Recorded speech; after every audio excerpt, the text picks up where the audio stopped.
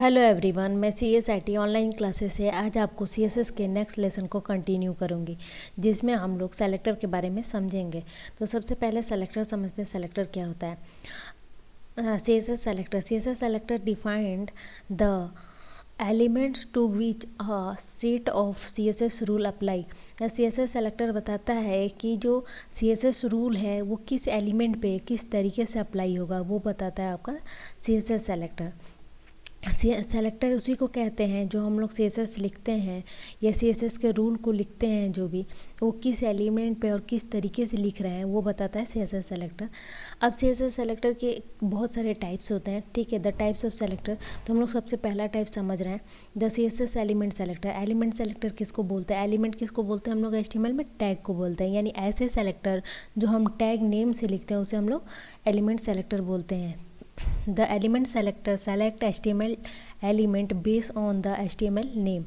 अगर हम लोग किसी भी CSS को HTML एलिमेंट को सेलेक्ट करके लिख रहे हैं, उसके बेस पे लिख रहे हैं, तो उसे हम लोग एलिमेंट सेलेक्टर बोलेंगे। जैसे कि यहाँ पे एग्जांपल में देखिए H1 हमने लिखा, यानी हेडिंग टैग का नाम यही है H1 टैग है, ठीक है। ये H1 एलिमेंट है, इसमें लिखा टेक्स्ट अलाइन सेंटर और कलर रेड, ठीक है। तो ये CSS हमने लिखा इस तरीके से, तो इसे हम लोग एलिमेंट सेलेक्टर बोलते हैं। ये टैग सेलेक्टर, लेकिन इसका नाम टैग सेलेक्टर नहीं है, इसे एलिमेंट सेलेक्टर ही बोला जाता है।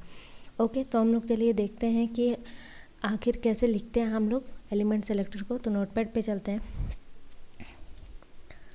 तो सबसे पहले हम लोग यहाँ बेसिक रूल जो हमारा HTML का जो सिंटेक्स है उसे लिखेंगे। HTML को क्लोज करते हैं।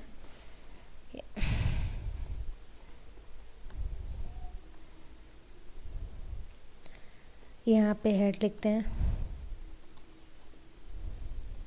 हेड को क्लोज करते हैं। आप हमेशा ध्यान दिया कीजिए कि जब भी हम लोग हेड लिखें तो हेड के अंदर टाइटल लिखें। ऐसा कभी ना हो, ये बहुत बड़ा मिस्टेक माना जाता है कि टाइटल या हेड में से कोई एक क्लोज नहीं है, ठीक है। तो आप वापस से कॉपी में जब लिखिएगा आप एग्ज़ाम टाइम में, तो आप चेक कीजिएगा कि आपका क्लोज है कि नहीं टाइटल और हेड। यहाँ आप लिख देते हैं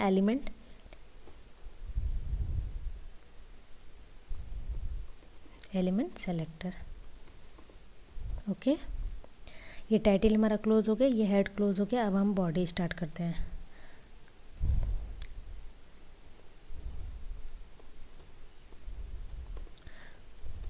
और यहाँ पे बॉडी क्लोज करते हैं।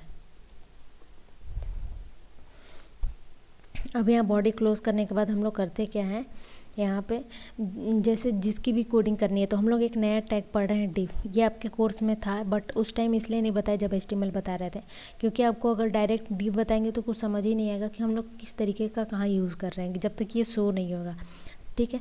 तो हम लोग डिव एक टैग होता है जिसका पूरा नाम डिवीज़न होता है, ठीक है। डिवीज़न मतलब ये एक सेक्शन एरिया बनाता है आपके ब्राउज़र पे या आपके वेबसाइट पे, मतलब एक रेक्टेंगुलर एरिया बनाता है जिसमें आप अलग अलग डेटा या कंटेंट रख सकते हैं। ओके, अब हम लोग क्या करते हैं, ये हमने बना दिया और इसमें हमने लिख दिया फर्स्ट डिव, या कुछ भी आप लिख सकते हैं पहचानने के लिए, ठीक है, फर्स्ट डिव। ओके, अब हम इसे डेस्कटॉप पे सेव कर लेते हैं सेम HTML फॉर्मेट में। तो हम लोग, ये हमारा पहला एलिमेंट सेलेक्टर है, तो हम लोग ELE नाम से डॉट HTML लगाने की ज़रूरत नहीं है, ELE नाम से सेव कर दिया। किसी भी नाम से सेव कर सकते हैं, बस .HTML होना चाहिए। अब हम ये जो CSS आपको बता रहे हैं एक्सटर्नल CSS से बता रहे हैं, इनलाइन और इंटरनल से नहीं बता रहे हैं, क्योंकि ज़्यादातर जो कोड लिखे जाते हैं वो एक्सटर्नल CSS से लिखे जाते हैं, ठीक है। तो एक्सटर्नल CSS थोड़ा डिफ़िकल्ट भी है, तो इसलिए हम लोग एक्सटर्नल CSS से ही समझ रहे हैं। एक्सटर्नल CSS समझेंगे तो आपको ज़्यादा से ज़्यादा, आप एक्सटर्नल CSS यूज़ करेंगे आपको पता हो जाएगा कैसे हम लोग एक्सटर्नल CSS यूज़ करते हैं। तो हम लोग एक्सटर्नल CSS यूज़ करने के लिए क्या लिखते थे, लिंक करते थे। एक पेज बनाएंगे अभी, ठीक है। तो इस पेज का नाम मान लीजिए हमने इस पेज को सेव किया, सेव कर देते हैं डेस्कटॉप पे। यहाँ पे CSS को सेलेक्ट करके, ठीक है, और यहाँ पे हम इस पेज को सेव कर देते हैं A नाम से, ठीक है, या हाँ ठीक है A नाम से सेव कर देते हैं, कोई दिक्कत नहीं है। A.CSS नाम से ये पेज बन गया। अब हम इसको, इस पेज को लिंक कर रहे हैं इस HTML पेज से, CSS को लिंक कर रहे हैं किससे, HTML वाले पेज से। तो लिखेंगे लिंक href इक्वल टू, यहाँ पे लिखेंगे a.css। ओके, यहाँ लिखेंगे टाइप, टाइप में लिखेंगे टेक्स्ट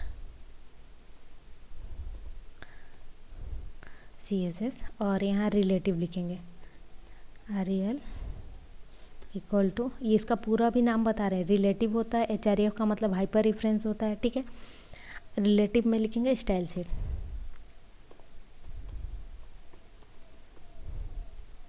ठीक है। अब हमारा ये पेज लिंक हो गया, ठीक। तो अब हम उसमें कोड लिखना स्टार्ट करते हैं। मेरा टैग का नाम क्या है, हमने क्या अभी सीख रहे हैं, एलिमेंट सेलेक्टर। तो एलिमेंट सेलेक्टर मतलब एलिमेंट के नेम से कोडिंग लिखी जाएगा, तो div है, ठीक है। ये नाम देखेंगे हम, div है, ठीक। दूसरे पेज में चलते हैं, इसमें कोई दिक्कत तो है नहीं, ये पेज हमने बनाया, इसको HTML से सेव कर दिया। उसके बाद एक लाइन लिखी, ये लाइन किस लिए लिखी, CSS वाले पेज को लिंक करने के लिए, ठीक है, HTML वाले पेज से लिंक करने के लिए। तो लिंक href a.css, a क्या है, ये इस पेज का नाम है a.css, और ये चीज़ जो है ये आपके लिंक करने के सिंटेक्स में लिखा जाता है, ठीक है। टाइप इसलिए लिखा जाता है कि आप बता सके कि आप जो CSS यूज़ कर रहे हैं वो टेक्स्ट टाइप को सपोर्ट करता है, और स्टाइल शीट रिलेटिव मतलब ये स्टाइल शीट के रेफरेंस में लिखा जा रहा है। ओके, अब हम यहाँ पे आते हैं, div यहाँ लिखे, ओके। div के बाद यहाँ पर हम लिखते हैं बैकग्राउंड कलर, बैकग्राउंड कलर, और यहाँ पे बैकग्राउंड कलर लिख के कोई भी कलर, स्काई ब्लू, ठीक है। और यहाँ पे लिखते हैं विड्थ 100%, परसेंटेज में भी दे सकते हैं, पिक्सल में भी दे सकते हैं, दोनों हम दे के अभी बता रहे हैं। हाइट 200 300 400 जो भी आपको देना है px, ठीक है। हाइट कभी परसेंटेज में नहीं देना चाहिए क्योंकि सबका स्क्रीन अलग अलग होता है, ठीक है। तो हाइट अपने अकॉर्डिंग कस्टमाइज हाइट रखते हैं। अब हम रन कराते हैं, कभी भी CSS के फाइल को रन मत कराइएगा, CSS का फाइल रन नहीं होता है, ठीक है। आप हमेशा HTML के फाइल को रन कराइए, ठीक है। ये रन कराया हमने, ये देखिए आपका फर्स्ट div जो हमने बनाया ये बन के आ गया। अब इसमें एक चीज़ हम आपको दिखा रहे हैं, ये क्लियर है, हमने कुछ किया नहीं, ये इस पेज को हमने रन करा है, CSS का पेज रन नहीं होता है, ठीक है। ये पेज इस पेज से लिंक है, और ये कहाँ से बन के आया है, क्योंकि बैकग्राउंड कलर मैंने स्काई ब्लू दिया है, विड्थ 100% दिया, इसलिए पूरे स्क्रीन पे है, और हाइट जो है 400 पिक्स दिया है, इसीलिए ऐसा बन के आया, ओके। अब हम लोग क्या करते हैं, अब हम डिफरेंस बताते हैं, इसको स्क्रीन को छोटा करते हैं, ठीक है। स्क्रीन को छोटा किए तो एक डिफरेंस दिख रहा होगा, जैसे ही स्क्रीन छोटा किए तो क्या हुआ कि विड्थ देखिए उसके अकॉर्डिंग, मतलब इस स्क्रीन के अकॉर्डिंग इसका ये 100% ले रहा है, और छोटा इसका अगर स्क्रीन करेंगे तो और छोटा हो जाएगा, ठीक है। ये आपके मोबाइल के साइज़ का स्क्रीन हो गया, तो इसमें क्या हो रहा है, विड्थ अपने अकॉर्डिंग कस्टमाइज हो रहा है, ठीक है। तो इसीलिए हम लोग विड्थ हमेशा परसेंटेज में लेते हैं, क्योंकि हम अगर स्क्रीन छोटा करें तो आपका स्क्रीन कितने का होता है, 100% का, तो उसके अकॉर्डिंग वो 100% लेने लगे, ठीक है। अब हम इसी को मान लीजिए पिक्सल में देते हैं, जैसे कि 300 पिक्सल जितना भी देना है, 500 देते हैं, ताकि थोड़ा चौड़ा रहेगा तो दिखेगा कट हुआ तो, ठीक। अब वापस से इसे रिफ्रेश करते हैं, ओके। और यहाँ से हम छोटा करते हैं, देखिए छोटा जैसे किए तो ये किनारे वाला देखिए उस टाइम क्या हो रहा था, यहाँ लाइनिंग आ रही थी, अब ये क्या हो रहा है, कट रहा है, ठीक है। इधर देखिए कट रहा है, और ये स्क्रॉल बार भी शो हो रहा है इधर लाने के लिए, ठीक है। तो पिक्सल में अगर आप विड्थ देते हैं तो क्या होता है, उस टाइम में स्क्रॉल बार शो नहीं हो रहा था। आपको दोबारा अगर देखना है, चेक करना है, क्रॉस चेक करना है, तो वापस से मैं यहाँ करके दिखाती हूँ आपको। 100% किया, ठीक, वापस से रिफ्रेश किया, ठीक है। अब छोटा करते हैं, देखिए स्क्रॉल बार शो नहीं हो रहा, और ये यहाँ पे जो अलाइनमेंट देखिए पतली से स्टेप दिख रही है, यानी हमारा स्क्रीन कट नहीं रहा, ठीक है। और इसमें क्या हो रहा है, जैसे ही हम यहाँ 500 पिक्सल कर दे रहे हैं, या पिक्सल में आप कितना भी देंगे, जब स्क्रीन वो छोटा होगा तो आपका वो कटेगा, ठीक है। अब यहाँ पे देखिए ये स्क्रीन से हल्का सा इधर कट रहा है, ठीक है। तो हम लोग परसेंटेज में देते हैं तो क्या होता है, वो स्क्रीन रिस्पॉन्सिव बनता है। स्क्रीन रिस्पॉन्सिव मतलब जिस डिवाइस पे खुलेगा वो उसका 100% ले लेगा, ओके। अगर मोबाइल में खोलेंगे तो मोबाइल का 100% ले लेगा, और लैपटॉप में खोलेंगे तो लैपटॉप का 100% ले लेगा, ठीक है। अब हाइट को हमने पिक्सल में क्यों नहीं, परसेंटेज में क्यों नहीं रखा, हाइट को इसलिए परसेंटेज में नहीं रखा, कभी भी स्क्रीन कोई इधर से छोटा तो करता नहीं है, या मोबाइल में भी जब खोलते हैं तो कभी भी स्क्रीन ऐसे नहीं छोटा, स्क्रीन हमेशा इस तरीके से वो किया जाता है, मतलब चौड़ाई में देखा जाता है, ओके।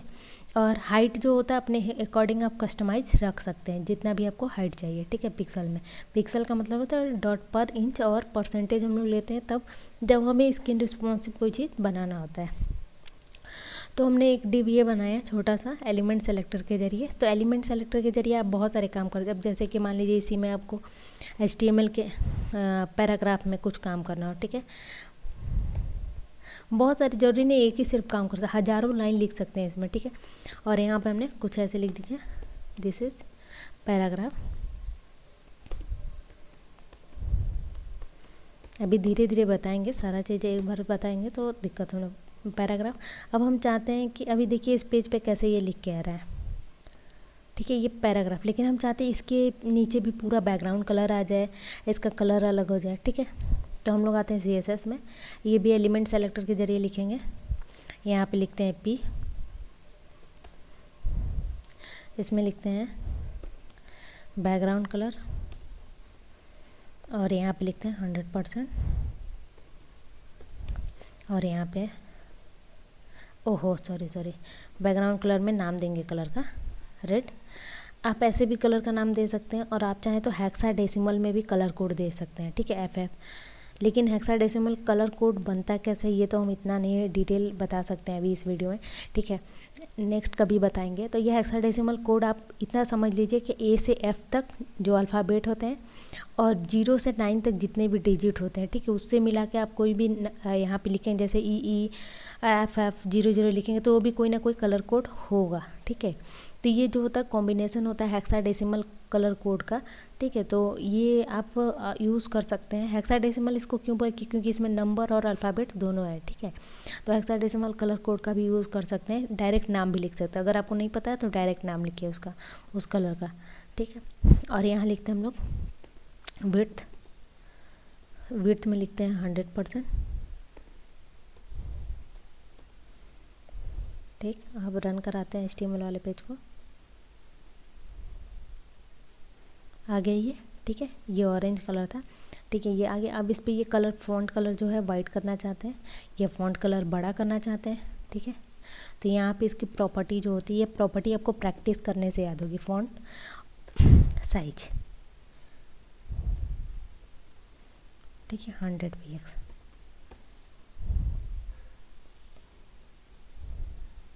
ठीक है, ये 100 px में आ गया, ठीक है। अब इसका कलर जो है वाइट करना है, तो आप यहाँ लिख दीजिए कलर वाइट, ठीक है।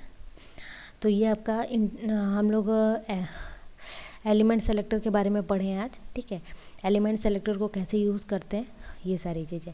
इसी तरीके से हम लोग सारे सेलेक्टर को जब पढ़ लेंगे तो एक छोटा सा वेब पेज क्रिएट करेंगे। Okay, thank you.